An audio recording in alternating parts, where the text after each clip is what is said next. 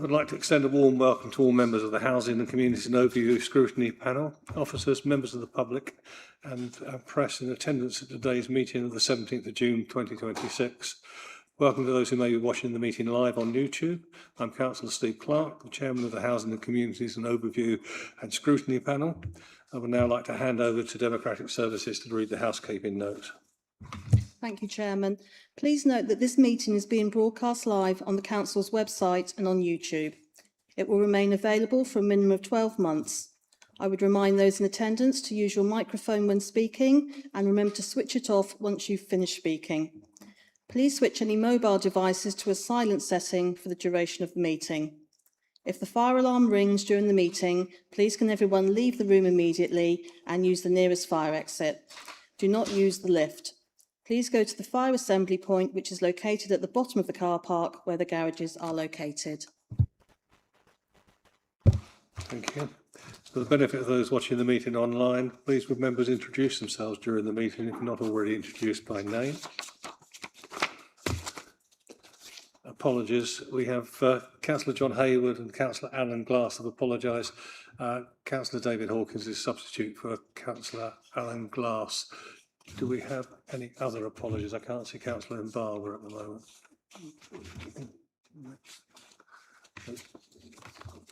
Okay. Move to the item 1, minutes of the meeting. I'll be happy to approve the minutes of the meeting held on the 18th of March and the 18th of May of this year. Thank you. Do any members have any declarations of interest? No.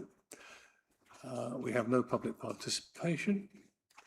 Item 4, portfolio holders reports. I'll go to Councillor Steve Davis, please. Thank you, Chairman. Caught me unawares there. Very happy to give you my update. On the 7th of April, along with local members, I attended the opening of a new site at the lower end of Salisbury Road in Totton. This development provides 12 SR flats and 8 TA masonettes. The actual development is adjacent to the shops and fronts the large NFDC Westfield car park. The new residents started moving in the next day.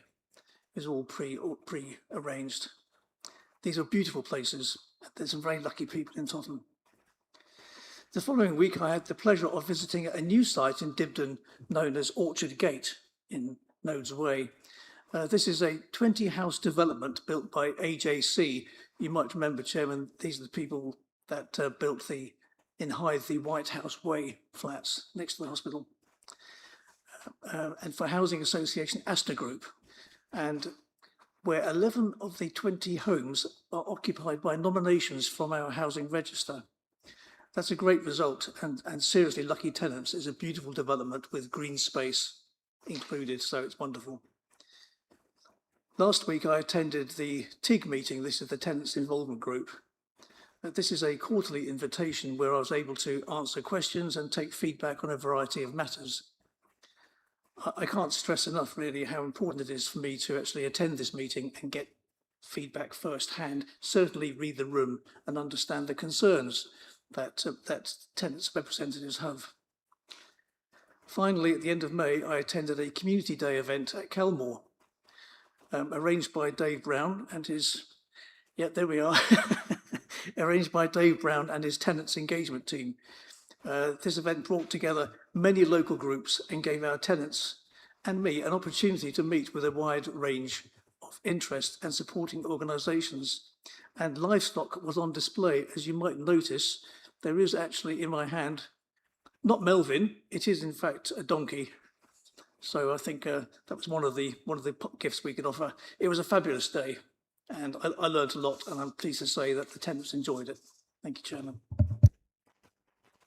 Any questions for the portfolio holder? In which case, we'll go to Councillor Paul. Thank you, Chairman. The World Cup has begun. Several premises have applied for or are planned to apply for temporary event notices for screening the World Cup matches.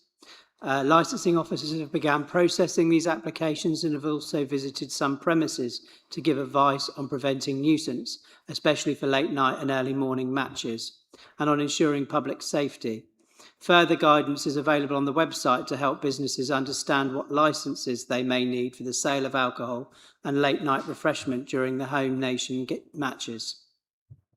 Food safety. Officers are on track with food hygiene inspections, prioritising high-risk businesses. This work helps protect public health and maintain confidence in local food businesses. Recently, a business closed voluntarily after mouse activity was found in the kitchen. Officers worked with the business to resolve the issue and has now reopened following effective treatment through cleaning and ongoing monitoring. The licensing team, following requests from the taxi trade, the licensing team is reviewing taxi fares. They've already consulted with drivers to understand which charges they think should change. A draft set of new fares will be prepared based on this feedback, and there will be a further 28-day public consultation where people can comment before any changes are agreed by the council. Emergency planning. Officers have been engaging with the town and parish councils along with local resident associations to deliver presentations on community and household resilience. These sessions are designed to increase awareness and provide practical guidance on how to prepare for, respond to, and recover from adverse incidents. Building on discussions from recent community forums, there's a strong commitment to continue working with parish councils to help develop local community resilience plans. Officers welcome further engagement, so please get in touch if you would like to be involved. They've also been working with colleagues in the economic development team, running workshops on business continuity, supporting local businesses to identify potential disruptions to their operations and to develop measures that enable them to continue functioning effectively. Environmental protection. Officers are working with event organisers to ensure noise from their planned summer events do not cause unreasonable noise impacts on neighbourhoods. This is achieved through an application of licence conditions or submission for noise management plans. The Council's Air Quality Annual Status Report will be sent to DEFRA by the end of June. Monitoring shows that air quality standards are currently being met with no exceedances recorded. Community Safety Partnership met on Monday. I chaired it. We had some valuable insights into our partnership with UK PAC to tackle shoplifting and an update on significant reductions on violent and acquisitive crime from the District Commander. We also heard about progress with our adopted PSPOs following Cabinet ratification in April, which will be extended for a further 3 years at the end of this month. I think that's about it. The community lottery, I did touch upon this at Cabinet, that we've got now over 90 charities or good causes that have now signed up to the community lottery, which is really good. And if we could promote the community lottery, I think it would be a very good legacy for this council. That's about it. Thank you, Dan. I'm pleased to see that the taxi drivers and the controllers have brought forward the request for review of fares, because it is a long time between reviews otherwise, and when you see the fluctuations in costs, they probably do need it, although perhaps the public will not be quite so happy at the increase in fares. And there we go. Any questions for the portfolio holder? Okay, we'll go to item 5, the social housing regulation. Tenant representative on the housing and community panel. Dave. Thank you, Chair. David Brown, Tenant Engagement Manager. Members will be aware that Melvin Utley, tenant, was co-opted panel in June last year. The proposal today is to continue with this arrangement, with Melvin being co-opted to panel in his capacity as an informed tenant through his role in the Tenant Involvement Group, representing a tenant voice to complement Scrutiny. During the 12 months of his time as co-opted member of the panel, Melvin has been able to demonstrate valuable tenant insight on a number of Scrutiny reports and matters, ensuring that a tenant voice and views have been considered. Additionally, tenant scrutiny of NFDC's housing services is a key factor in the social housing regulator's consumer standards and a clear requirement by the regulator to ensure that the tenant voice is clearly heard through our governance structures. Chair, The recommendations are that the panel support and approve the continuation of a tenant representative, namely Melvin Utley, being co-opted to the Housing and Communities Overview and Scrutiny panel as a non-voting member, and that it is recognised that the co-opted tenant member is a tenant with a voice, not the voice of all tenants. Thank you, Chair. Thank you, Dave. I mean, I'm delighted to say that I support this. I think Melvin's had a very successful year, and it shows that we listen to our tenants. Although the last part of what Dave Brown just said there about, he's the voice, etc. I can't remember the exact quote, but it is important that we recognise the actual role and how that works out. So. Members, I'm going to ask you to support and approve. Have an indication? Yeah. Melvin, you are supported and approved. Do you wish to say anything? Yes, thank you. Chair, panel members, it's a pleasure to be once again co-opted onto this panel. The last 12 months have been very productive in terms of tenant involvement and engagement, and I feel that my voice as a tenant is heard by this council. I'd like to thank the portfolio holder for housing, Councillor Steve Davis, the chair of the panel, Steve Clark, the tenant involvement group, who are my colleagues in tenant involvement, Dave Brown and Sarah and the two Johns in the tenant engagement team, who we work closely with, and the officers and staff of housing services, and all the elected members of this council who've supported me over the last 12 months. As a tenant, I've shared my concerns over local government reorganisation with elected members. My concerns that the narrative hardly mentions tenants, and that to some, our homes are simply assets to be transferred. My concerns, however, are eased somewhat because I trust and respect that those charged with delivering the transition will act in good faith and support us as tenants. Together is a word that is currently in vogue within this district. Tenants, officers and elected members of this council are working together to improve services to tenants, together to build better communities, and together we will face the challenges of the future. Thank you, Chair. Thank you, Melvin. I think we wholeheartedly agree with everything you said there. It's been good to have you for the last year and now for the coming year. And to challenge us. Councillor Steve Davis. Yeah, thank you, Chairman. I just want to thank Melvin for his words. Much appreciated. Your input is invaluable. And so please carry on doing exactly what you're doing. I think you need to understand that we don't regard you as an asset or your homes as assets. We are passionate about ensuring that you retain an exceptional quality of service and property. And we're doing everything we can to work with the new organisation. That's our mission now, to make sure that there is no impact on what you're getting in terms of service and support. A tenant's home, I've seen his words recently, is the foundation of your lives. You can live in it for a long time. So therefore, it is a precious asset, but to you more than it is to us. So you can be reassured that we will do everything we can to make sure that any change is seamless and it is done to your benefit as opposed to any impact on your livelihood. Thank you. Move on now to the item 6, the corporate plan. Sorry, Peter.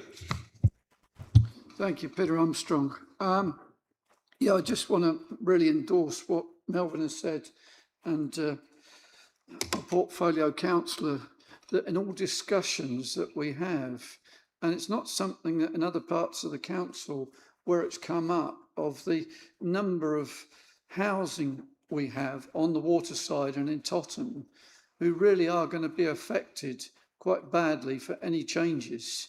For Southampton to actually have one of the worst ratings on their housing, I really want that this this group actually discusses, and there is someone when they're dealing with this, that the tenants' concerns are highly on the agenda when they're talking about this.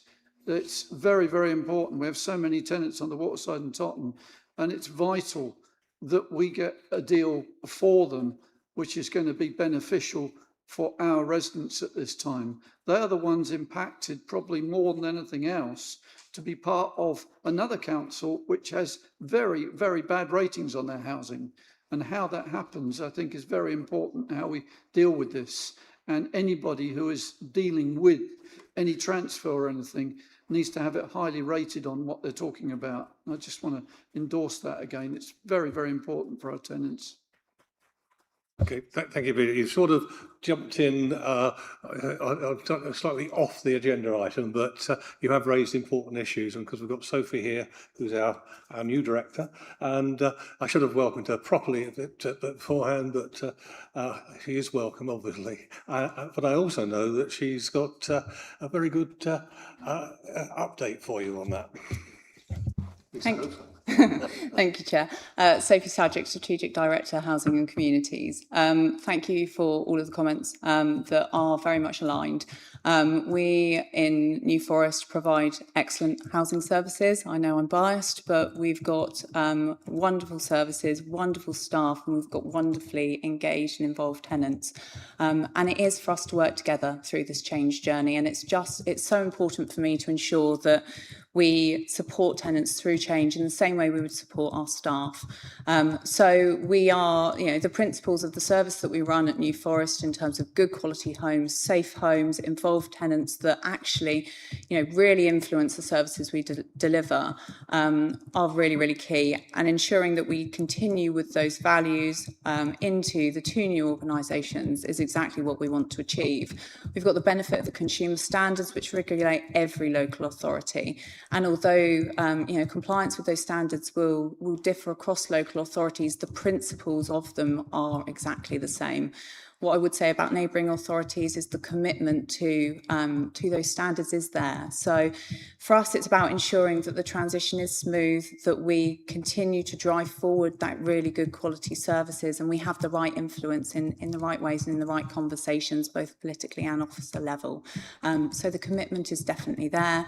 And we also have some plans around ensuring that our communications with our tenants as a group, because of that impact, are enhanced. And that we can ensure that we're listening to the voice of our tenants as we go through this change to make sure they're at the heart of everything that we do. Thank you, Sophie. And of course, Peter, you highlighted the fact that you don't think Southampton's got a good track record, but we are all subject to the social housing regulation, and I'm sure New Forest is going to be only too willing to give them a few lessons on how to perform excellently. So we'll move to the corporate plan. My favourite part, because you always have such wonderful spreadsheets for me. I really hope I don't disappoint this time. Thank you so much. What an introduction. Thank you. So this is the Q4 being the year-end KPI dashboard. This covers us through to March 2026. So we have a few annual measures thrown in here as well, so any that were annual reporting right the way back from April 25 last year through to 2026. As before, we cover measure IDs 1 through to 15 at this panel, and being year end, we've also outlined some proposed targets for relevant KPIs for this financial year being 2026-27. So those are included in the covering report.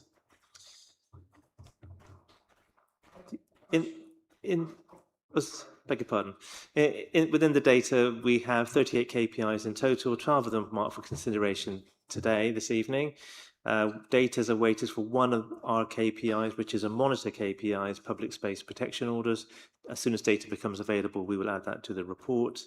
You'll see within the dashboard that we've got some great news stories there on homelessness duty cases. We've seen a substantial reduction in the number of households in emergency accommodation, reflecting a new trajectory in line with the targets proposed in the document. The number of families with children under 16 in external accommodation, that has dropped significantly again, and we know the service have been actively working with this one family, in fact, and have a property designated for them. There are a number of other positive news stories, including our safety measures, our EPC gradings. There's been a lot of effort, a lot of work by the service to get to this year-end position, which we feel is a positive reflection on all the good work that everyone has done over the year. So the panel is also asked to consider proposed targets for measure IDs 1 through to 15 where included. There's been a lot of work and discussion behind the scenes, and the detailed rationale behind each of these proposals is not, although not fully presented in the report, it is made and informed by historical trends, supported by national data where we have that, and developed in alignment with local priorities and aspiration. And just before I take questions, I'll just close on our aspirations for the service continue to be very, very high, and our targets are therefore set accordingly. Thank you. Too enthusiastic there when you paused the first time. Just a quick point from me. We currently report our safety and compliance measures quarterly on the corporate dashboard. Is there a more natural place for this to go, and do you recommend any changes? Thank you. So this is we do in fact have a number of quality and safety measures as part of our tenant satisfaction measure that are management information. So the government has recently introduced an electrical safety check, and I think as part of the changes, I'd be happy to include that in that one KPI. So it's a composite of all of our safety measures, and to include electrical safety in that would be a good thing, I think. Appears a good way forward. Thank you, Zach. Any questions? Councillor Tungate. Thank you, Chairman. There's a significant reduction in emergency accommodation use there. Do we know why that's happened, and is this going to continue? Is this a really good news story? It is a great news story, and I think it's reflective of a pattern of change that we've seen in how the service have been targeting services towards specific families and working with that. And in fact, when we look back at the narrative over the last year, the numbers have been consistently very high since we started this new dashboard, and it's taken time. And the narrative has also been telling us that story, that the change that we're putting into the services will take time to actually deliver the change that we want to see in the metrics and the dashboard. So we've always promised that they will eventually look much better, and we're now seeing that come through. Our future targets for this year reflect that same pathway that we've been on. I don't know if anybody in the service wanted to add to that. Thanks, Zach. Yes, we have seen a significant reduction in emergency accommodation, which is really, really positive. We've had a number of temporary accommodation properties that have come through in the last year, which has been really, really positive. And obviously, we've had a number of new build homes come forward as well, which is always really positive to give people sustainable homes that they can live in and thrive in for the long term. We have also seen a significant reduction in our rough sleepers. So we've actually just done a small-scale restructure where we can still respond to some of those issues in terms of if we have any increases in rough sleepers, but we're also now focusing a number of resourcing in tenancy sustainment, prevention work, and our relief officer work as well. So the targets for this year are ambitious but achievable. We currently have 29 households in emergency accommodation, but the team work very, very hard on a daily basis to ensure that we are limiting that time in emergency accommodation as much as we possibly can. Peter. Thank you, Chairman. I mean, overall, it's great to see so many green ones. Couple of questions on the Apple Tree Care Line. We know we've got so many elderly people in the New Forest. What are we doing to target more people to give them the help that care line could give? Because my aunt, who was alive a number of years ago, it was a brilliant thing for her, and it is for elderly people, you know, to have that access to emergency. Are we advertising, you know, more, or what are we doing to just bring that up so that we can provide that vital facility for people? Thank you. I think looking back at the narrative from the service that we've had around this measure, it's been getting that balance right between having the additional marketing material, which we have been producing over the last year and to a good effect, That's seen a steady increase in the numbers, but we've also had to focus on our resources in the service towards the digitisation programme. And as that has now coming to a close, and we've seen most of our areas now being transferred over from analogue into digital services, that actually creates opportunities where individuals can now have additional services prescribed to them and take benefit of that being digital. One more question, Mr. Chairman. Where we've got just we're in the yellow for the responses from the tenants, what was the main issue for those who weren't happy, or a couple of the main issues that they weren't happy that we can probably make a difference to over the next year of the responses, so that even that percentage we can bring up further? Peter, we've got complaints on the agenda tonight. So would you like to hold that question till then? Okay. Councillor Ward.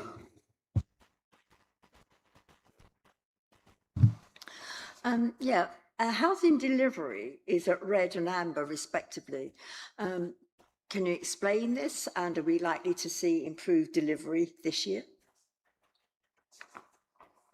We have set challenging targets on some of these, and this is where we have annual measures, and there's a huge array of variables in play over the year, and a lot of these are where the council is working with partners and supporting partners, and they've been. Well, I think there's a great positive news story there in that the number of new dwellings that have come online and have been introduced in the last year, falling slightly shy of our target, however. So hence the RAG ratings, and that's usually been down to small delays with some of our partners has resulted in that. But there's been lots delivered over the last year.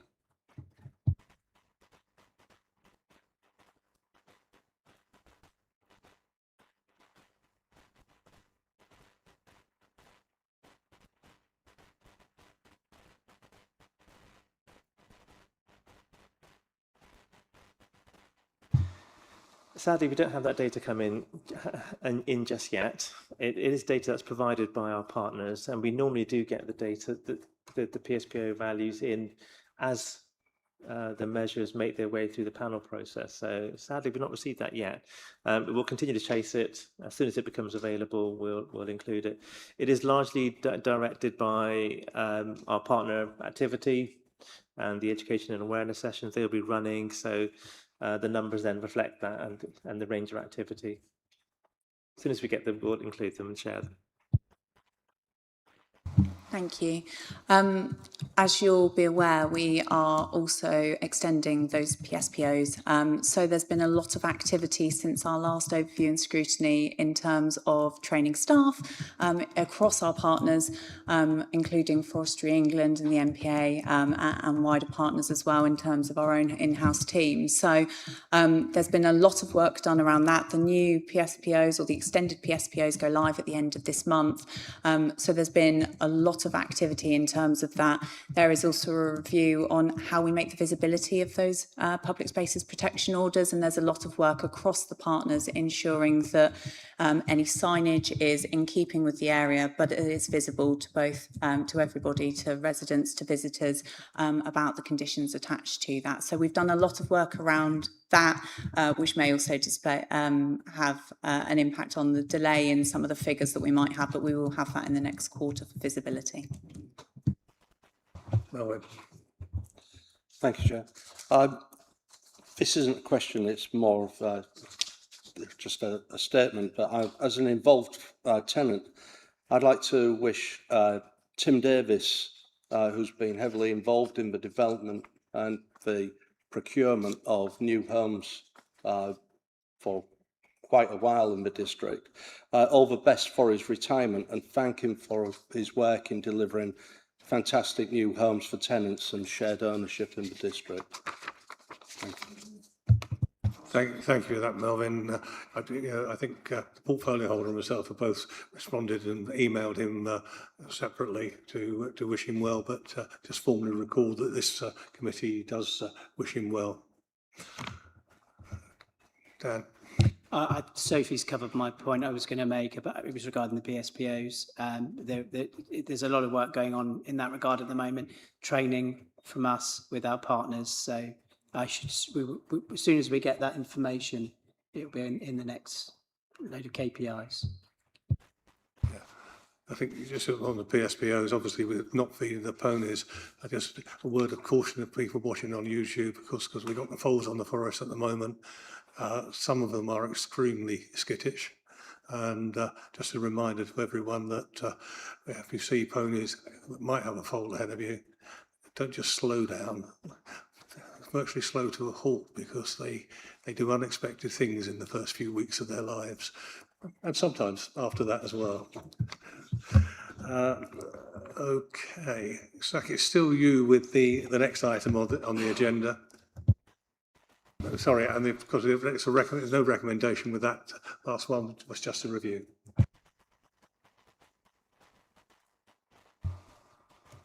So the next one from me is a complementary piece, really. It's you're used to receiving the dashboards on a quarterly basis with all the KPIs, and there's some very useful narrative provided by the services to support the numbers. What we do once a year is we take a retrospective reflection on all the news items over the last year, and we collate them into an annual performance report.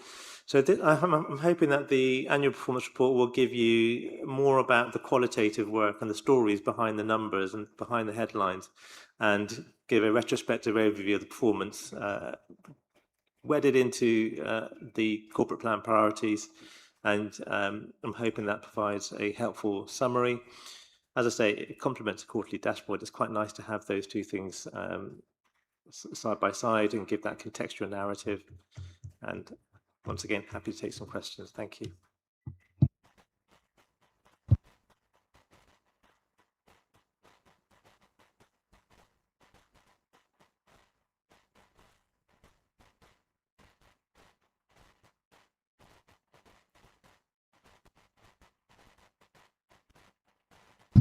Yes, Councillor David Hawkins, standing in for one of our councillors. 97% stage 1 complaints are responded to in housing within a time frame. Are we happy with this performance?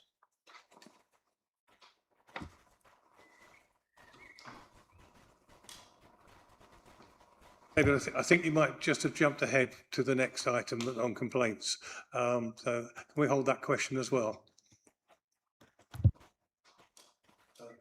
I'll take you to the recommendations. It's again for review.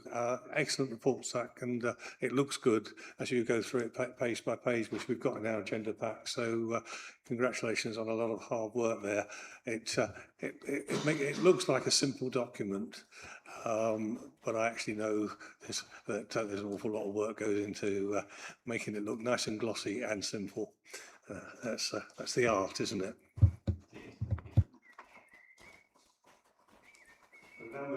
We now move to the annual complaints performance, item 8, and Amanda. Thank you, Chairman. Amanda Wilson, Information Governance and Complaints Manager. The main purpose of the report is to provide members of the panel with the annual complaints performance and service improvement report for 25-26. The Council is under the jurisdiction of 2 ombudsmen in relation to its complaints handling: the Housing Ombudsman for complaints from tenants in the Council's capacity as its landlord, and the Local Government and Social Care Ombudsman for all other complaints, including those related to homelessness and housing allocations, which fall under this panel's remit. Both ombudsmen have complaint handling codes that the Council must meet, which came into effect in 2024. The panel's covering report sets out the requirements for self-assessments, reporting, compliance and scrutiny in relation to complaints handling, which are set out in the codes. This includes the requirement to produce the annual report, which is included at Appendix 1, conduct self-assessments against the complaints handling codes, and also for the governing body, which is Cabinet, to provide a response to the annual report, and that's included in draft at Appendix 3.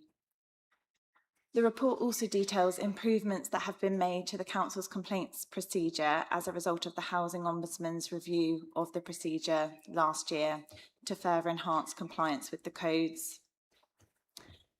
As before, the annual report will be published on the Council's website and will be submitted to the Housing Ombudsman.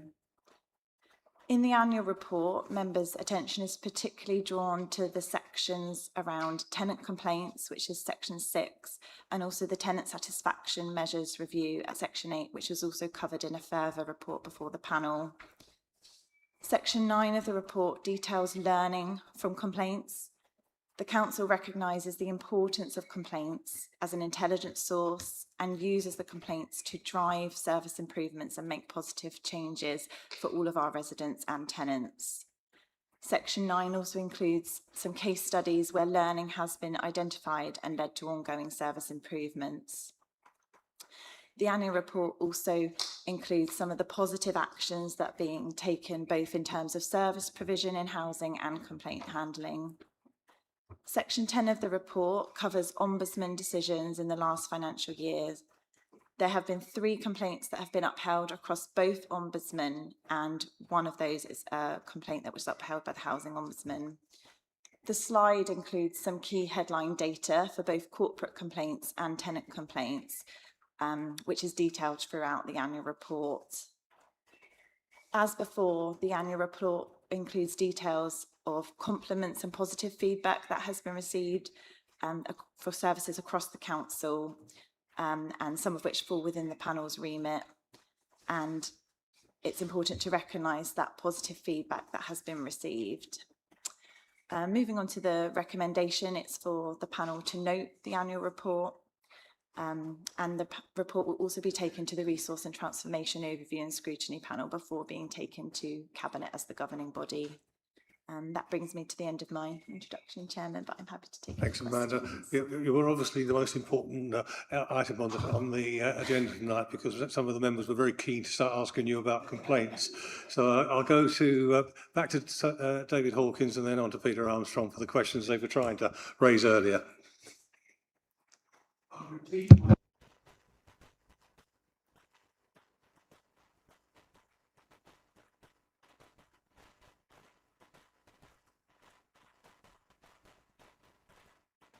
Thank you.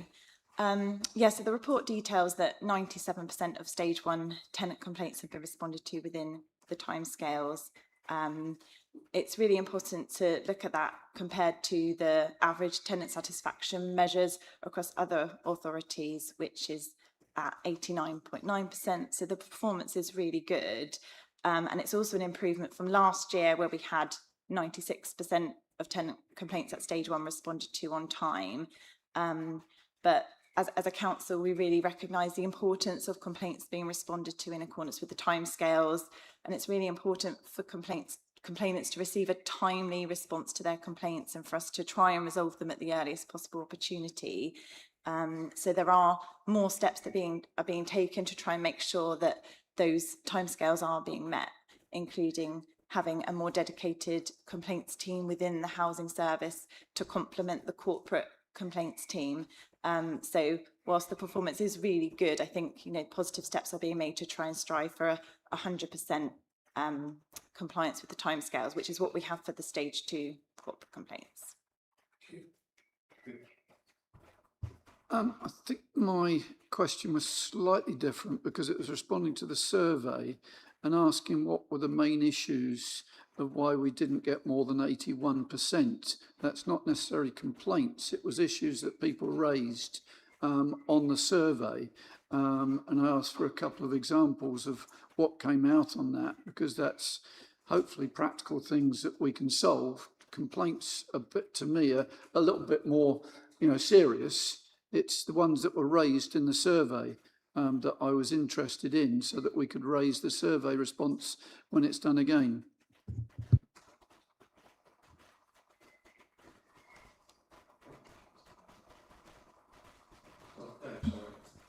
Thank you, Chair.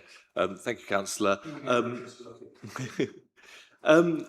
What we found through our survey results is we can deep dive some of that data, and it has given some really good feedback on which we can now learn and develop. And a lot of the things that our tenants are reporting are already in train, so we're hoping to see those improvements.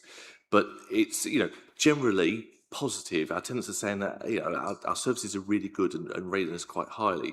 Some residents report delays, poor communication, and lack of follow-up issues to things like maintenance and general upkeep. And again, while some residents praise the promptness of emergency repairs and courteous staff, others just express some frustration around reoccurring problems. So it's an inconsistency of service which is driving some of that dissatisfaction.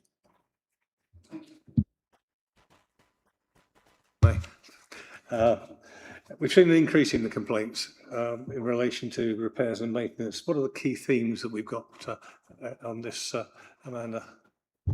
Thank you. So there has been an increase in the number of complaints received in housing maintenance. It's been a 67% increase from the last financial year to this financial year.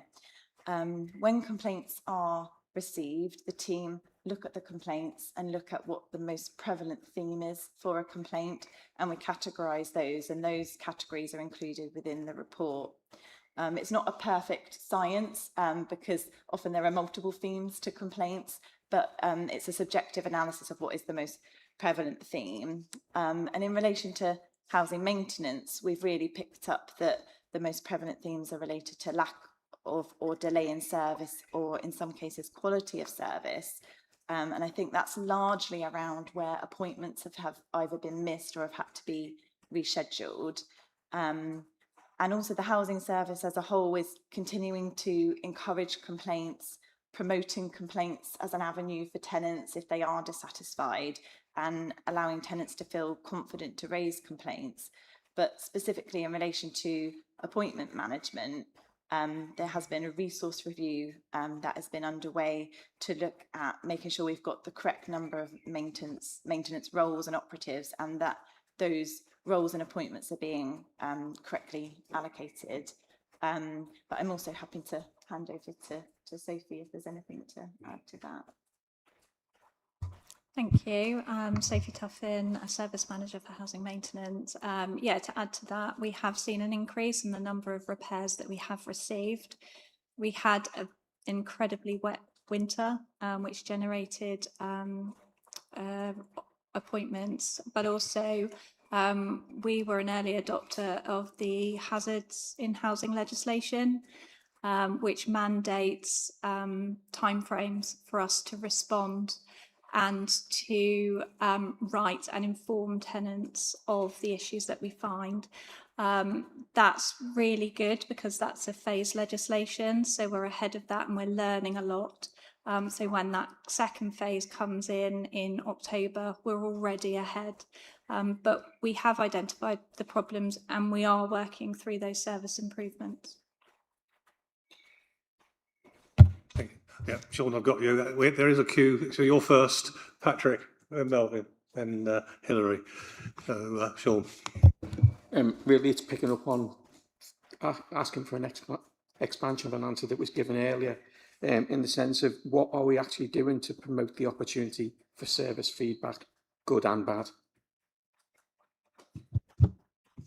Thank you. I think in terms of the housing service, complaints is really high on the agenda. Officers are regularly briefed on the importance of complaints, making sure that complaints are welcomed, and also the ability for officers to signpost tenants to how to make a complaint if they've got dissatisfaction with the level of service that's being received. We also promote complaints through the Home Talk magazine, and I think there's an article planned for later this year to cover complaints and promote them, and I know that they've been included multiple times in the past.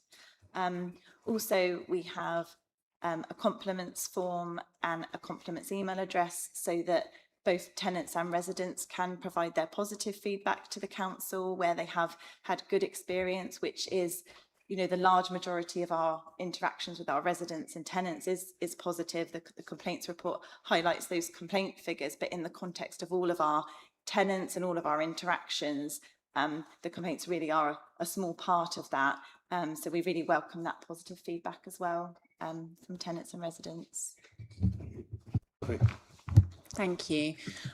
Just to add as well, we really pride ourselves in being visible in our estates and in our communities and out with our tenants. So that engagement piece through a lot of the work that Dave Brown's team do in terms of coffee and conversations and community days allow that natural engagement with our tenants to give us feedback on our services. New Forest District Council is a learning organisation. We have our LEAF values, and learning is absolutely at the heart of that. And there's a real determination by all of our teams to ensure that we respond to those complaints and those positive feedbacks and take the learning from it and implement it in terms of service change, and really be able to show our tenants that their feedback has mattered and that we've made changes as a result of that. So that's something that's embedded in our core delivery and something that's really, really important to us, hence why we do that encouragement in making sure we're getting feedback of all varieties. Thank you. Patrick. Thank you, Chair. We've seen a reduction in complaints resolved at initial stages, meaning that they escalate, and a reduction in complaints being upheld. Is this linked? Thank you. I think there has been a decrease in the proportion of tenant complaints that have been upheld compared to previous years. And this outcome relates to the final outcome of the complaint. So if a complaint had not been upheld at stage 1, but then was ultimately upheld at stage 2, that is what's reflected within the annual report.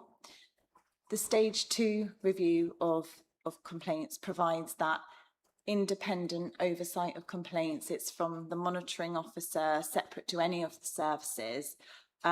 So the aim is that obviously where a complaint should be upheld, that it is upheld as part of that process.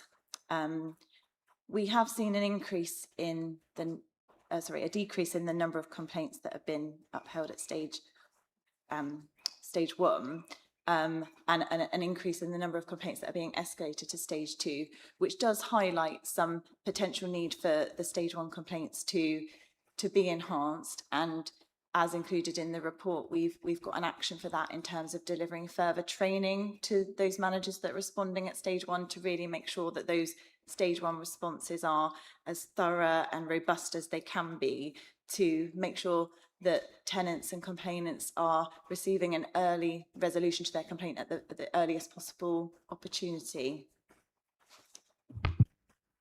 Thank you, Amanda. Yeah, thank you. Thank you, Chair. Tenant experience, I've had quite a few repairs in the last year, major works, improvements, general repairs. And although the quality of these repairs is high, the standards are high, I've experienced quite a few difficulties and frustration with rescheduled appointments and what I'd consider poor or lack of communication. As a member of the tenant involvement group, we have looked at the complaints process and are generally supportive of the way that complaints are handled. But I've got two questions. Looking at the complaints that you've received, and you've stated that there's an opportunity to learn from them. Can you tell me what changes have been made to improve communication? And my second question is, how do our complaint numbers compare to other local authority landlords with similar number of properties? Amanda.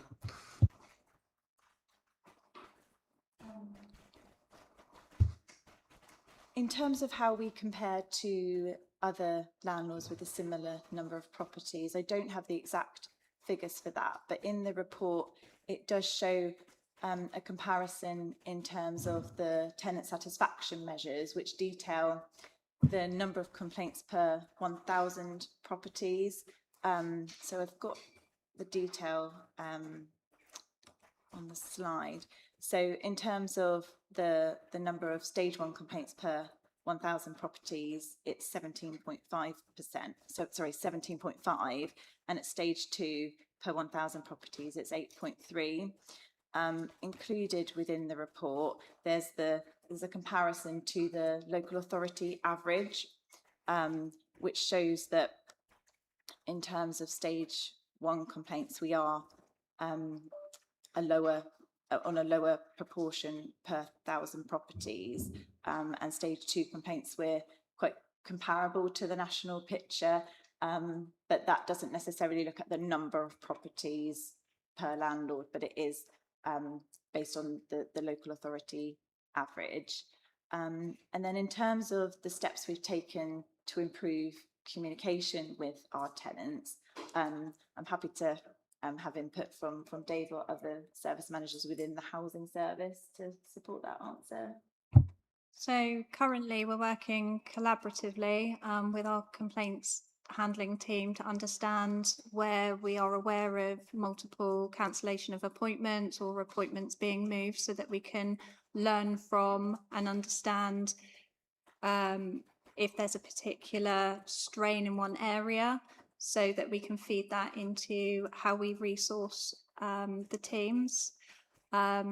We are in the process of moving to a new asset management system, which will also allow us greater flexibility and better use of technology, so that we are much better able to communicate and to get those appointments right first time.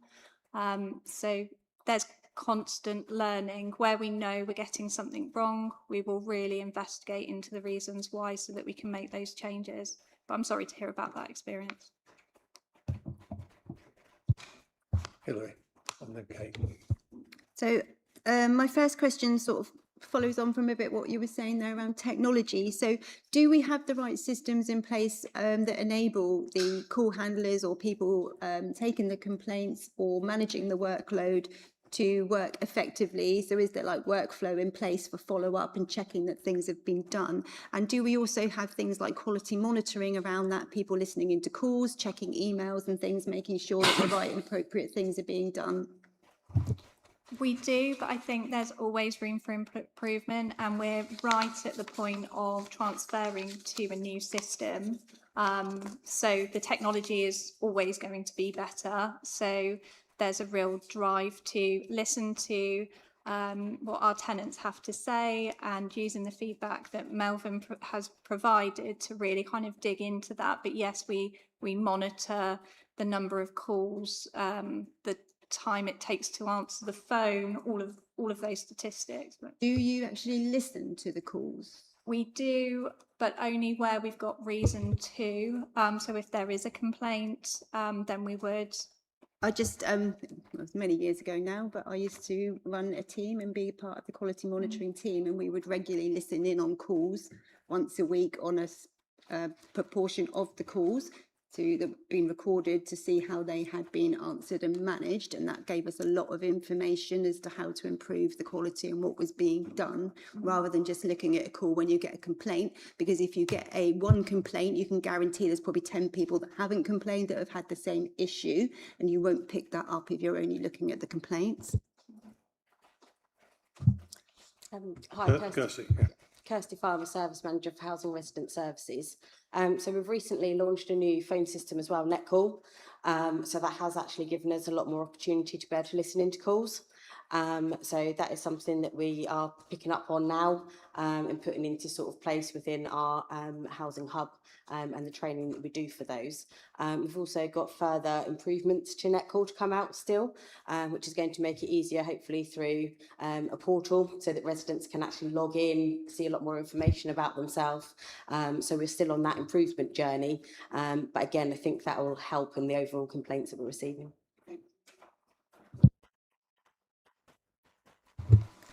How do we select complaints for scrutiny by the tenant involvement group?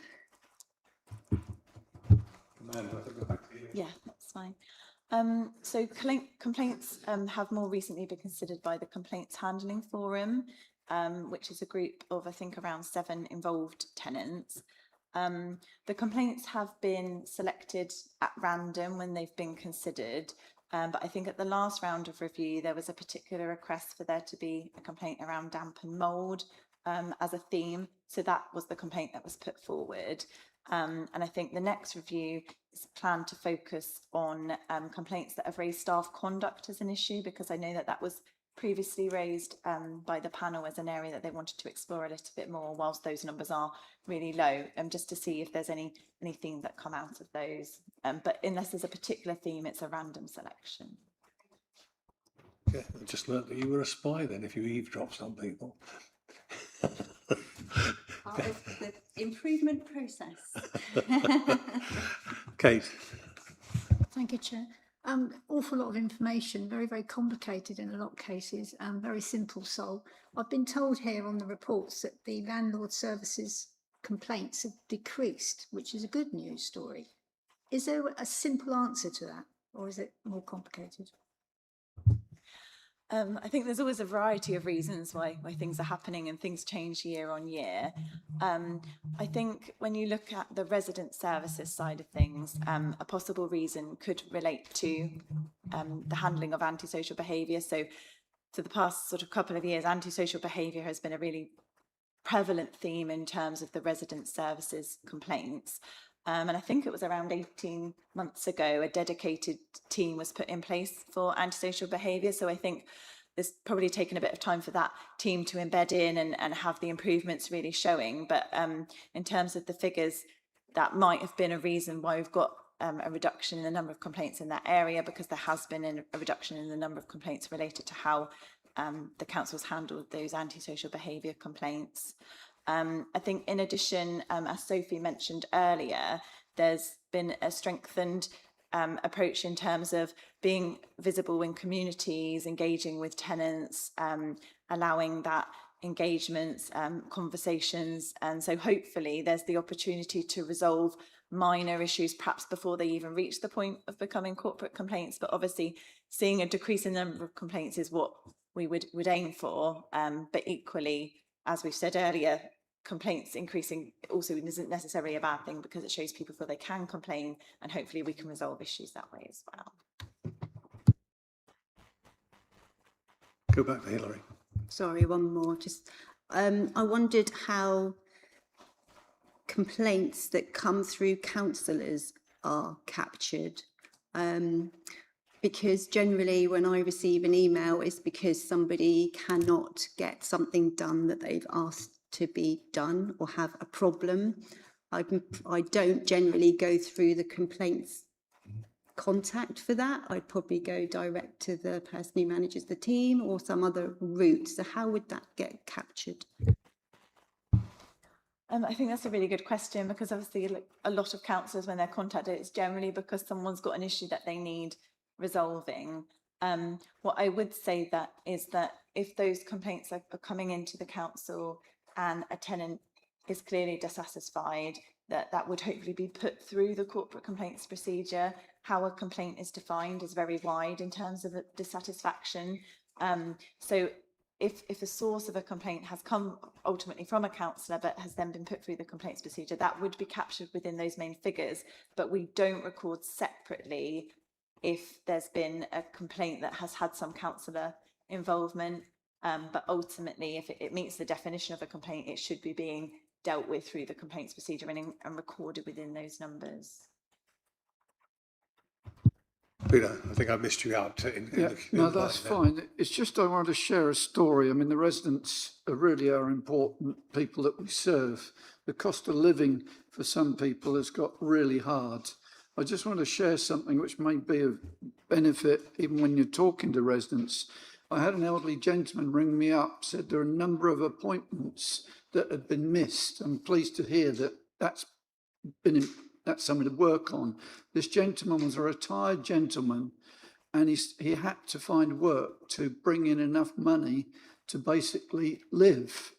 And the appointments that were missed, he had to take time off this work, which if he didn't turn up, he didn't get any money, and caused him quite financial difficulty. And, you know, when we've got residents in those sort of situations, it's really hard. So it actually lost him, you know, money when the appointments were missed because he stayed at home for that. And I think when we're talking to residents, you know, is there a best time, you know, when we can visit, is this going to inconvenience you? And I know we can only do daytime stuff, but that was a real heartening sort of story I heard from a resident who we serve who was struggling to make ends meet.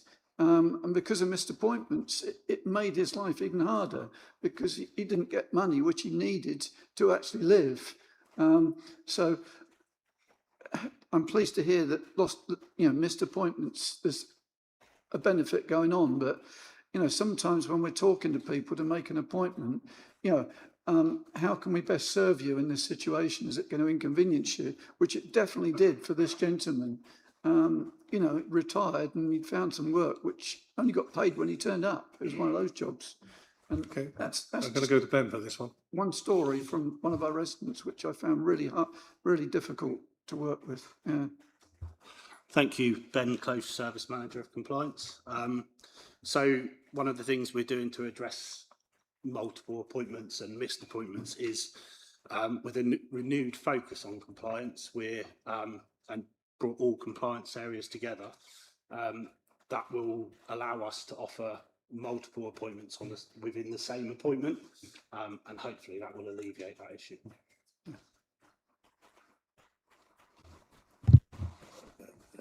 Okay, thank you, members. I think what we always have to bear in mind with complaints is that it's the people-based dynamics.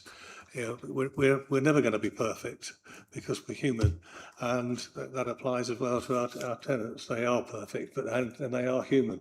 But we do try to listen and learn, and that's the sort of the theme for tonight. I think that we want to receive complaints. That might be a strange statement to make.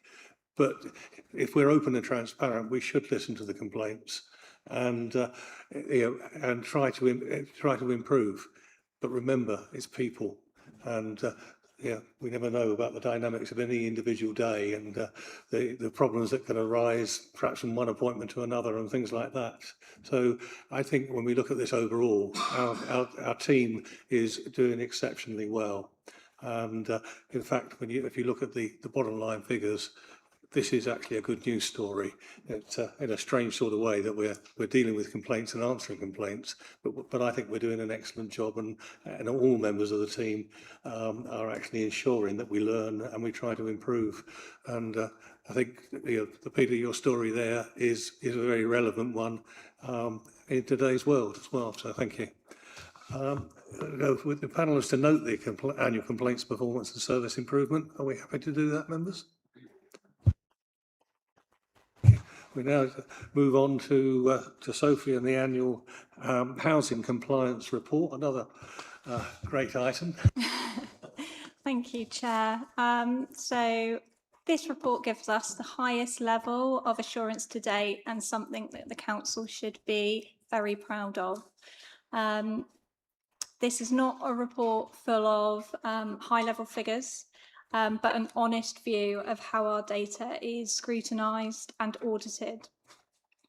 The highlights are home condition surveys now sit at 91%.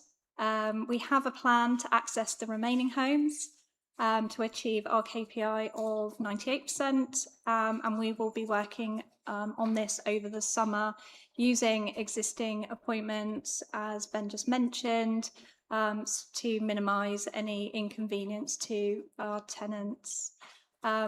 Repairs continue to perform well despite increased demand, with some improvements noted within the tenant satisfaction measures. We do acknowledge a dip in emergency response time, and that dip was due to increased demand, peak winter and some very, very wet weather. However, those jobs which didn't meet our 3-hour attendance timescale were attended to within 4 hours. From 2027, the TSMs will include 5 yearly electrical inspections. Ahead of this, and for your assurance, our compliance currently sits at 99%, which again is really, really good. So implications. Officers are working to increase asbestos survey coverage in domestic properties. This is currently sitting at 52%. However, this is not a statutory duty, but we strive to deliver best practice in all of our areas. So there's an increased programme of surveys taking place.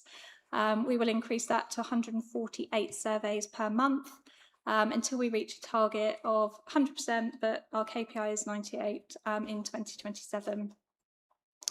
100% of our fire risk assessments, FRA inspections, have been completed, and a number of follow-up actions remain. Officers are currently procuring a contractor to complete this remedial work, and we are currently undertaking 2 major fire remediation projects, which will address a number of these actions. Pressures are increasing due to repair demand, complaints, staff constraints, and expanded legislative burden. We also have some financial challenges, including materials and fuel cost increases, which I think everybody's aware of, global supply risks, which we are continuing to manage, and the need for increased investment to support areas like compliance, retrofit, and service resilience with new legislation. And recommendations that the panel note the contents of the report and the progress made. Thank you. Thank you, Sophie. Questions? Neil? Yeah, I'll ask you, Sophie, what do you think are the highest risk areas of non-compliance, and are we prioritising them? Hi, yeah, I'll jump in on this one. So there are a few high risk areas. One, which is the fire FRA risk assessments that we are currently actioning. Like Sophie said, we're in the middle of procuring a contractor to ensure that all of these actions are followed up as soon as possible. The other, again, is the asbestos surveys. We're in a position where we're increasing our contractors' survey amount to 148 surveys per month, and that will get us to our target of 98%. So they're the highest risk.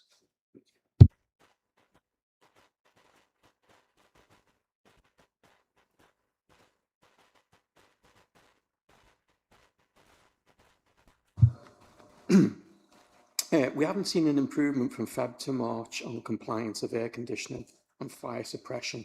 Is there a reason for this? Yeah, thank you. So just to clarify, air conditioning is, we've only got 1 unit and that is compliant. So the other section, which is the fire suppression, that is one particular block in Totton where it's related to access issues. We're currently working with the tenancy engagement team and legal to get access for that. Christine. Councillor Christine Ward. What's the plan around the remaining 207 outstanding fire risk assessment actions, and why are they overdue? Thank you. So yeah, the plan for the outstanding actions again is the procurement of this contractor, and then we'll address through the highest risk actions first. Again, they're all medium and low risk, so no high risk actions. We don't have any high risk actions. Sorry, what was your other question? The second part of that question? Why are they overdue? You just said that. Yeah, so there is some overdue actions, and that's because we're prioritising the highest risk actions first. Thank you. Hilary. Thank you. What are we doing to tackle the non-access as the biggest reason for not achieving 100%? And when we do manage to get access, because I'm assuming it's taking a lot of effort and time to do that, are we then making sure that we're doing everything we need to do when we've got access, whether it's gas, fire, electric, the whole shebang? Thank you, Councillor. Yes, so with regards to managing the access, we've brought in a resident liaison compliance officer whose sole role is to manage compliance and access. They're currently building a portfolio of all of our access issues and the homes within that. So we'll start an early adoption process for those properties next year to ensure access.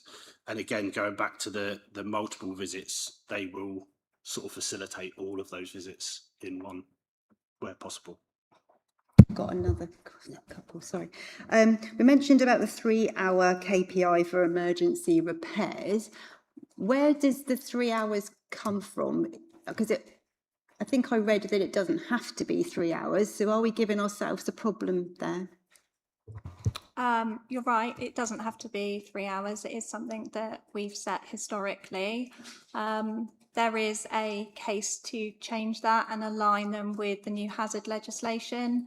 Hopefully that paper will come through over the summer. So. One more, sorry. We also got an issue around resources. I wondered if anybody had looked at part-time working and whether we'd be able to get, I don't know, carpenters, electricians, etc., from retired people that perhaps wanted to do 1 day, 2 days work rather than full-time. We would definitely consider that as an option. It would take more resource to manage, but that's not to say that we couldn't do that. Patrick.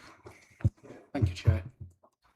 We've seen a big increase in the number of stock condition surveys in the last 6 months. When are we hoping to hit the 100% mark? So we have undertaken a phase of stock condition surveys already.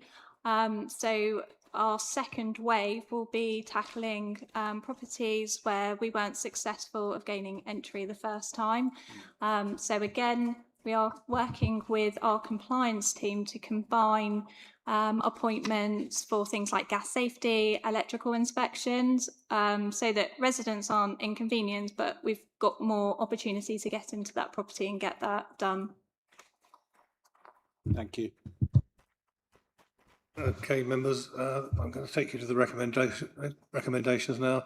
The panel notes the contents of the report and the progress made in key compliance areas. Everybody happy? Thank you. Now, we're now going to take item 11 as item 10 and item 10 as item 11. So hope you're paying attention. So the next item is the tenant satisfaction measures. Thank you, Chair. I'm pleased to bring to panel this year's tenant satisfaction measures. Members will be aware that tenant satisfaction measures are broken down to 12 perception measures, where a proportion of our tenants are surveyed and rate our services, alongside an additional 10 internal management measures. This first slide gives the members a summary of those results that are included within the report. Detail included within the body of the report gives a comprehensive overview of our tenant satisfaction measures and the associated perception report included as an appendix. However, I'd like to draw members' attention to the positive increases seen in the 10 of the 12 perception measures, including significant increases in satisfaction with communal areas, keeping tenants informed, and well-maintained homes. The Council recognise a continued improvement journey and a commitment to better outcomes for tenants, and we have observed a small reduction in overall satisfaction and complaint handling. Identifying reasons for this and taking action to prioritise improvement are being progressed. We recognise that we remain in the top 15% of registered providers in how our tenants rate our services. Our management measures also continue to maintain good performance, and again, there's a recognition that we continue to look for improvement for tenants in our repairs, compliance and complaint services, as you've heard with earlier reports. Members are asked to consider these TSMs to enable effective scrutiny of services. I'm happy to take questions, Chair. Okay, so tenant satisfaction measures, any questions? Neil? Do we know what's driving that sort of little drop in overall satisfaction? Thank you, Councillor. Scrutiny of the feedback received from tenants tells us that whilst our services are good, as recognised in the wider TSMs, there remains that inconsistency in some of our services. And for an example, a tenant may say that their most recent repair was excellent, and that's why we've seen an increase in overall satisfaction with repairs. Yet a previous repair may have included a miscommunication, a failed appointment, or an incomplete repair, as we heard in earlier reports. This may lead to a tenant having a less satisfaction overall with our services, despite receiving a good service up front.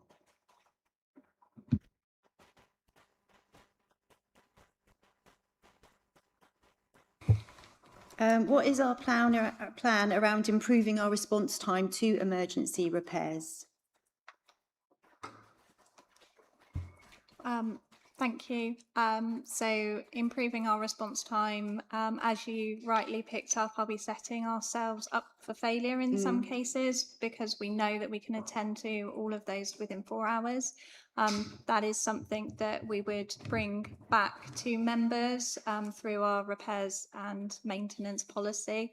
So that would be effectively communicated to you. And also, how do we compare in our TSMs to other local authorities with similar number of homes? Thank you, Councillor. We can only compare nationally with last year's tenant satisfaction measures. This year's results will be published in the autumn. However, when looking at other local authorities using last year's results, there are 103 local authorities that have over 5,000 homes, so similar to the New Forest District Council. New Forest District Council rank within the top 10. We're actually 6th for overall satisfaction, so we're really high in the top 10%. Thank you. Melvin. Sorry, Chair.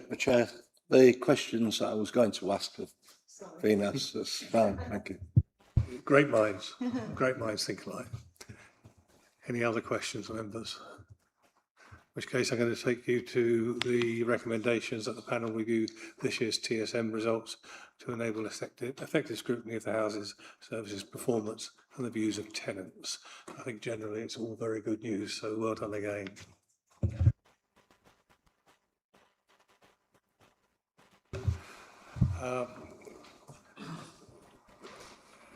The housing revenue account.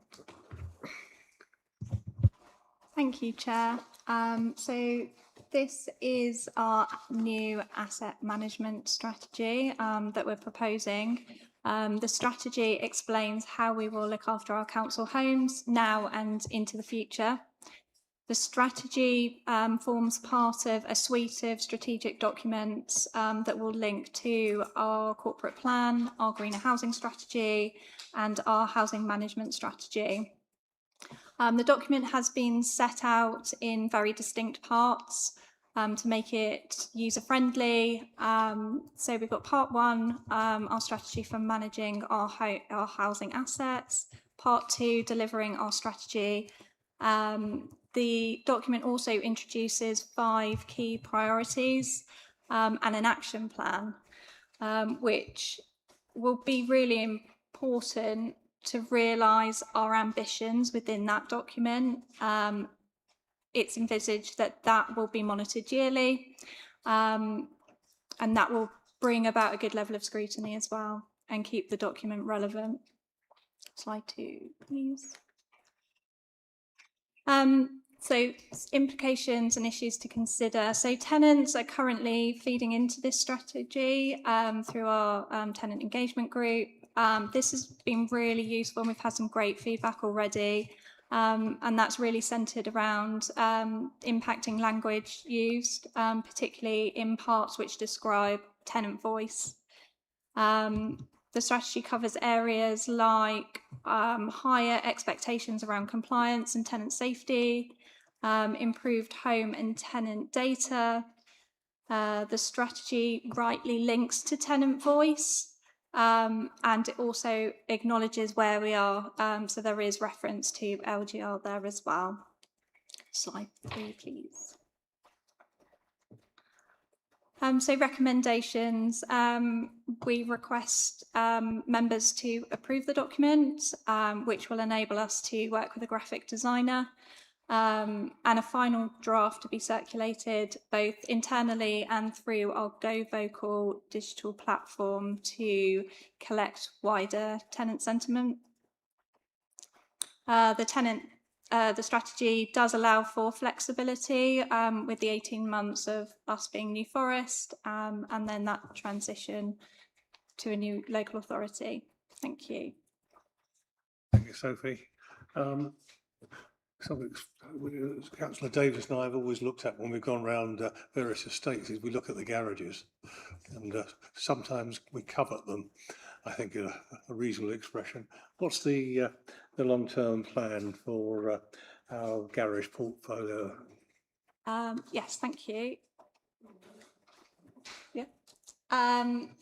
So Currently, the council has completed a review of its garages and the data is being analysed and presented. We'll shortly be recruiting for a contracts officer to progress that. Sophie, did you have something? Yeah, so New Forest own over 1,700 garages across the entire district, and some of those garages need minor work, but some of them need more major works.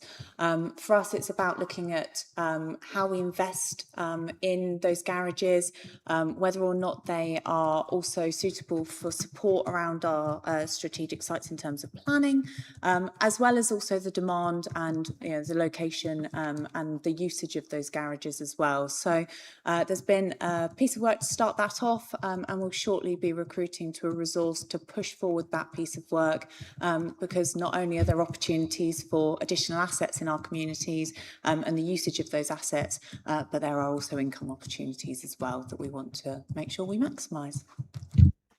Thank you, Zoe. Just to sort of follow up on that, because I think most of our garages sort of date back to the time of the mini car. Most of us now do not have a mini car. It's the world of the SUV. So I just wonder how many of our garages are actually being used for a car. I don't have a specific number, but it's very few. Most of them are used for storage. That's the answer I expected to hear. It does seem to be an anomaly that we still call them garages, but there you go. Melvin. Thank you, Chair. How does this strategy improve our tenants' day-to-day lives? So the strategy will give greater assurance. We will publish this on our website, so it will be easily accessible for them to be able to read, to be able to track any actions and progress that we're making over the next 5 years. It aims to make sure that homes remain warm, well maintained and energy efficient. It links to other documents which will also support this. Thank you. Thank you. Neil. Thank you, Chairman. I see we have an ambition to get all our properties to EPCC by 2030. Is there a plan, and can we afford to do it? I think I've brought forward the cost of getting to EPC Band C through the greener housing strategy before, and that cost has been estimated between 9 and 15 million, which is very expensive. Now, the council has worked particularly hard to gain available funding through various government schemes, and we will continue to focus on that. We are also looking to integrate what we call retrofit, these energy improvements through things like our planned works, which are already costed for, and repairs, day-to-day repairs, so that we're not visiting properties unnecessarily to do extra costly work.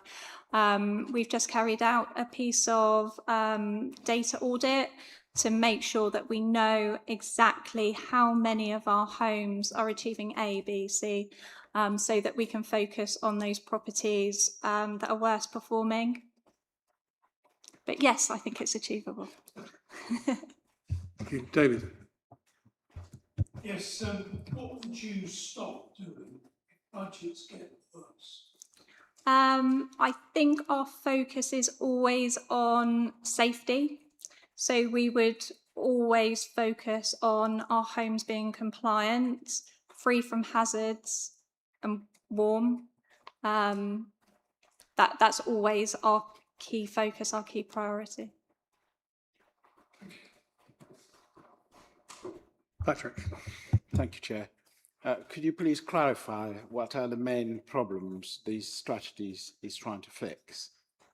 So I think the strategy, the narrative of the strategy is very strong, that we are in a very good position as a local authority. And rather than fixing anything, I think it aims to build on the progress that we've been making over the last 2-3 years, so that we remain an excellent local authority with excellent housing services for our tenants. Thank you. Melvin. We've got a long-term strategy, but we've got local government reorganisation on the horizon. So what does this strategy mean in terms of with local government reorganisation in mind? I think this strategy sets us up in a very strong position, and it demonstrates our commitment to tenants. There is obviously change coming, but we are able again to build on a very strong housing service. And that commitment to tenants will take us through into local government reorganisation. Just to follow up on that, Sophie, is it true to say that our policies that are in place and current will be carried forward for a certain time within the new authority? So you can answer that one. Yes, that is the case. So there will be some policies or strategies that we need in terms of day one at vesting day in the two new authorities, and that's around making sure that the two new authorities are safe and legal. But there will be a transition period of changes to policies and strategies. Obviously, other legacy authorities will have their own. So it's not something we can definitely get to a suite of new policies and new strategies after the elections next year. We're not going to be able to do that in a year. So there is a transition period, but I think our continued commitment in this strategy sets our vision that we've talked a lot about tonight, about good quality homes for our tenants, and that legacy into the two new authorities. Thank you, Sophie. Sean, I think you're next.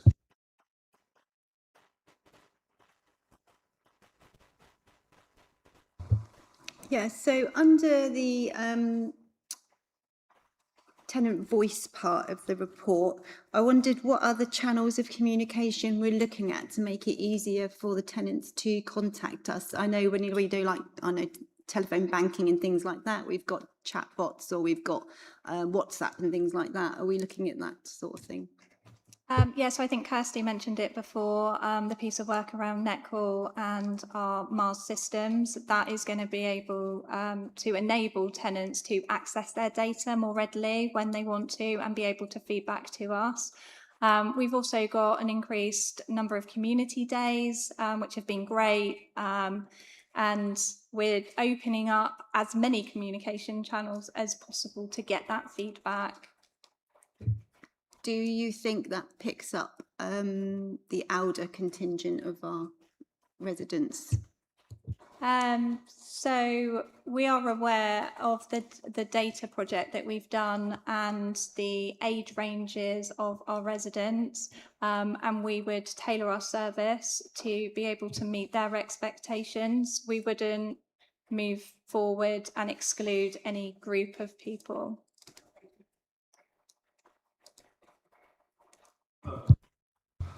Could I add to that, Sophie, just saying, the demographic of tenant involvement is actually of the older age range. And I think the feedback, I think they're actually more vocal as a demographic than it's the younger age range that we need to capture more information from. I'm fairly confident that we're moving on a number of different channels of communication, social media for the youngsters, and probably a letter for the older generation. But I think that's the point raised of making sure that we reach and break your phone or reach everybody is actually important. So thank you for that. Well then. Okay, I think we'll go to the recommendations. They're up there on the board as proposed. I'm not going to read all those out. Are we all happy to endorse those recommendations? Thank you. Well, we're now moving through to item 12, the housing landlord tenancy. Kirsty, you've got there at last. And I've got to multitask now with moving slides and talking, so we'll see how it goes. Kirsty Farber, Service Manager for Housing Resident Services. So the housing landlord management strategy sets how we will strengthen relationships with our tenants, deliver safe, well-managed homes and neighbourhoods, and support staff to deliver consistent, high-quality services. It responds directly to the strengthened regulatory environment, including the Social Housing Regulation Act and the Ombudsman requirements, alongside our own priorities around resident experience, neighbourhood standards and tenancy sustainment. It also complements our suite of other housing strategies, including the tenant engagement strategy, the antisocial behaviour strategy, and our housing asset management strategy, which Sophie's just covered. The strategy brings together all core landlord functions into one clear framework, including tenancy sustainment, neighbourhood management, tenant engagement, rent collection, and tenancy fraud. The strategy is built around three core priorities: knowing our tenants and their needs, so strengthening insight, engagement, inclusive services; knowing our homes and communities, improving data, neighbourhood visibility and proactive management; and also enabling our staff, ensuring staff have the tools, skills and support to deliver high quality, compliant services. A strong feature of the strategy is that it's been shaped by tenant feedback through engagement events, complaint learning and ongoing insight. This ensures the priorities reflect real lived experiences with a clear focus on listening, learning and continuous improvement. This strategy strengthens our readiness for inspection, improves how we respond to tenants and provides a clearer, more consistent approach to neighbourhood and tenancy management. Improving tenant experience is a core aim of the strategy. This includes making services easier to access, more responsive and more tailored to individual needs. High quality data and insight are critical to deliver targeted and effective services. The strategy emphasises better use of tenant data, performance information and feedback. This enables more informed decision making, early intervention and improved resource allocation. It also supports a more proactive rather than reactive approach to tenancy management. While engagement has improved, reaching all tenants remains a challenge. Some groups may be less likely to engage due to accessibility, confidence or personal circumstances. The strategy recognises the need for flexible, inclusive approaches to engagement. This includes a mix of digital, face-to-face and community-based methods to ensure that all voices are heard. So in summary, this strategy provides a clear, tenant-focused framework for delivering consistent, visible and compliant housing services. Thank you, Kirsty. There's been a bit of a theme tonight in some respects in that we're listening to our tenants, but how are we actually ensuring that their voice is being reflected in the strategy, and what have we changed as a result of listening?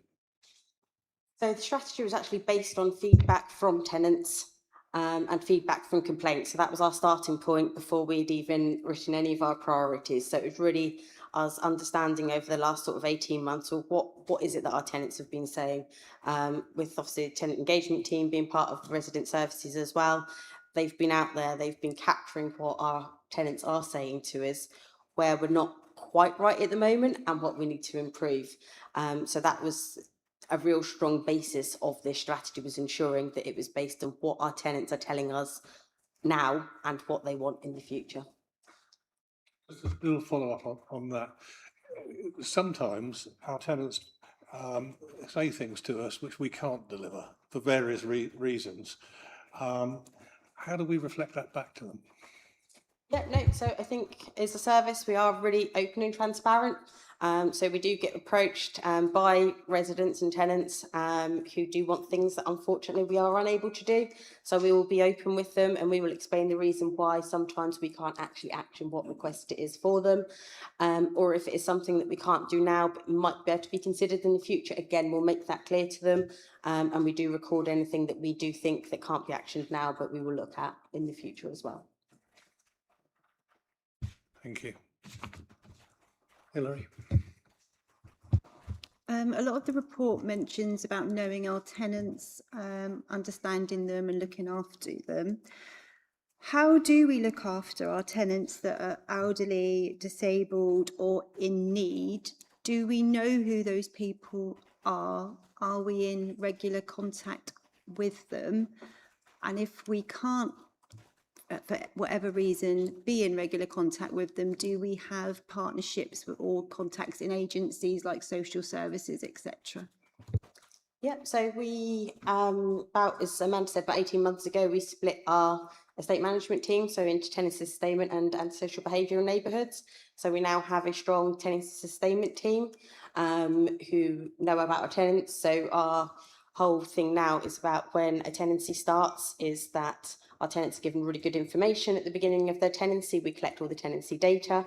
They then have a 3 and 6 month inspection through our tenancy sustainment team, and any vulnerabilities, disabilities are identified at that point, and we continue our engagement through with them. For existing tenants, we did our data collection, and through that we have been able to highlight if people have got vulnerabilities or whether they need communication in a different format. And again, through our day-to-day contact with our tenants as well, so say through the housing hub and the tenancy sustainment team, when they're having that contact, we are speaking to tenants and making sure that that data is up to date as well, because it's quite easy for things to change within households.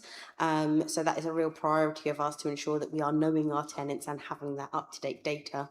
That data then enables us to look at what we've got, and then we can start to change our services to make sure that we are meeting what is needed at that time. Sure. What evidence will demonstrate that tenant feedback is genuinely influencing decisions?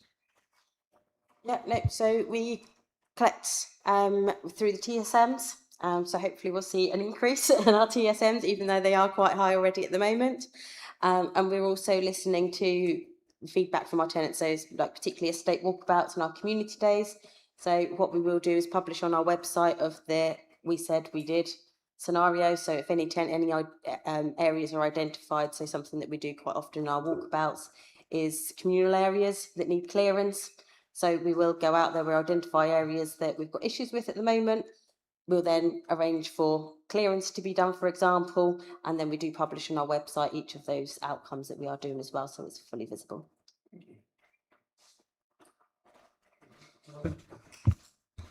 Thank you, Chair. I've just, for members of a panel who are new to this panel, they might not have had the opportunity to see what the tenant involvement group does and the work that tenants, along with officers, are doing in the community. And we're out onto the communities, we're attending events, officers are at coffee mornings, and there's a real drive now to link the tenants in their homes with what's going on, the information. There's a real drive to push that communication. And what I would say is the tenant involvement group meetings that are held each month are not some quiet little group just looking at a bit of paper and not having a voice. They're dynamic, they're informed, and they actually do hold officers to account, and it's quite vigorous. It's debates going on, but what is a pleasure is to see officers coming in and just saying hello. Thank you, Kirsty, for that.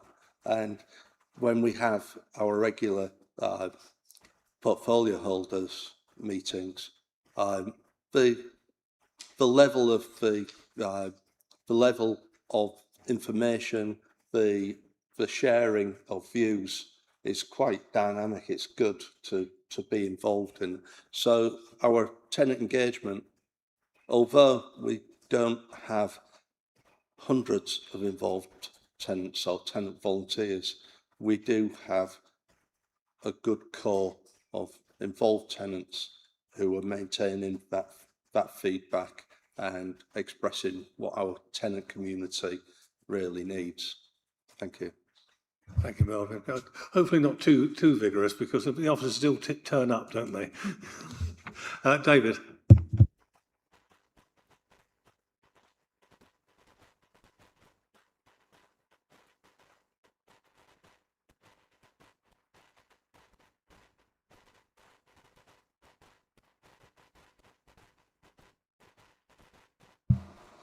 Thank you. Yep, so last year we released our new ASB strategy, which sets out our priorities. One of those is early intervention and having a triaged approach.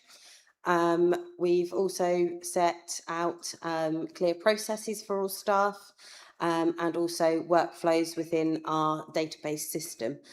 So what that does is helps with consistency for all members of staff to ensure that they are treating any issues of neighbourhood nuisance or ASB in a consistent manner.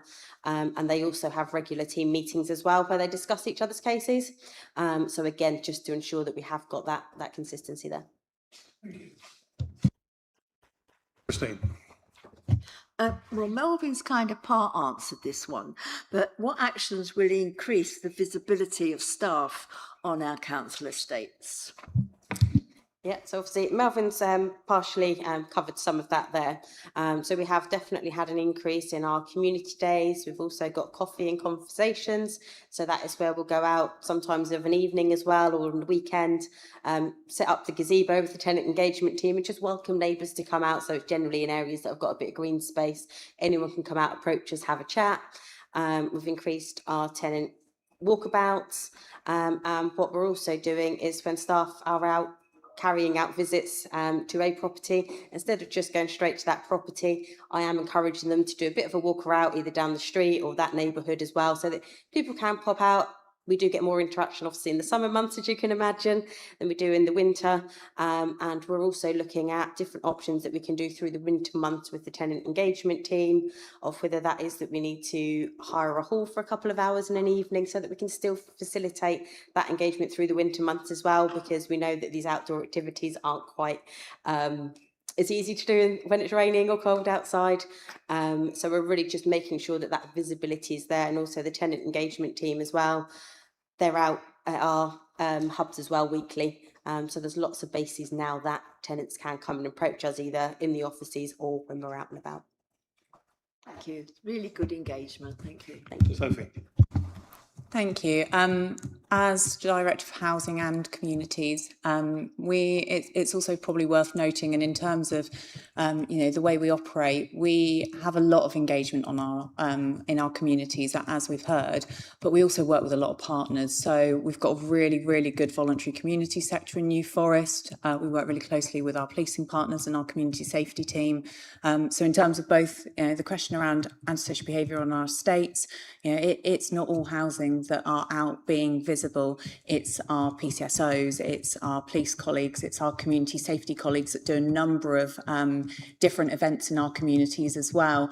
And it's pulling all of that together in that big cooperation piece to make sure we've got eyes and ears everywhere and we get that feedback in the right way. So, there's many, many pieces to a jigsaw that sit across the breadth of housing and communities, and all of the teams together do some really fabulous work to get ahead of any challenges they may see, but also that core engagement with our residents and our tenants. Can I also say that the tenant engagement days is a good opportunity when it's in or close to your ward for us as members to attend.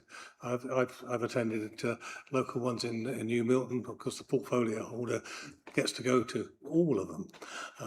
It's the perk of the job, or most of them. But they are really good days. It's an opportunity for us to talk to tenants face to face and hear the good stories and hopefully not the bad stories, but obviously we want warts and all. So members, I recommend that when you get the opportunity, I'm sure Dave lets everybody know, is attend one of those engagement days, because they're actually quite good fun.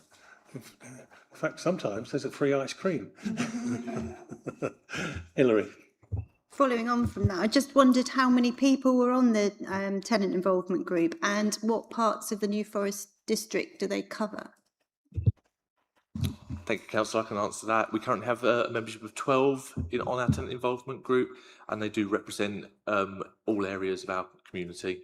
So Ringwood, Fordingbridge, New Milton, Totton. So across our operating area, that we're not without representation of our particular areas. Lyndhurst? Lyndhurst, I believe so. No, I apologise. No Lyndhurst. Might need one. Thank you. Okay, thank you, members. Patrick, sorry. Thank you, Chair. Could you please clarify how will you measure you say this, we did this, in terms of the difference it makes to the tenants' lives? Thank you. Yes, thank you. So we will be measuring the outputs. So that will be the number of you said we did that we've completed, as I've just said, that we will have that visible on our website as well. We'll also be measuring the number of state level improvements that we're carrying out and completing. And if that links into any policy or service change as well, because it's not all physical stuff that can be seen that we get feedback on. So again, if we are making service change and policy changes through that feedback as well, that will be recorded. Again, it will hopefully show maybe a reduction in our complaints or what our complaints about. Again, through complaint learning, we'll continue to see what we're getting from there.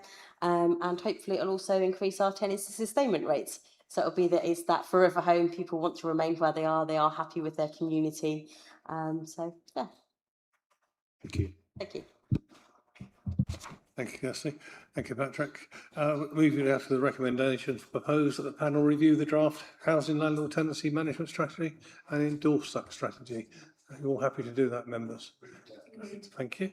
Brings us on to the last item, which is the work programme.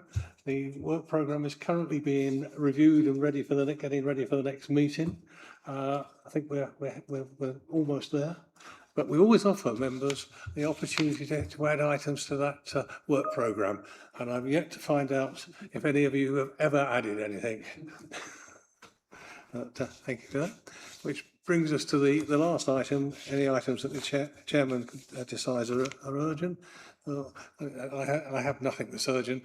Just to say our young people are currently going through their exams, or probably, so they're working hard, and I think we've put our officers through their exams tonight as well.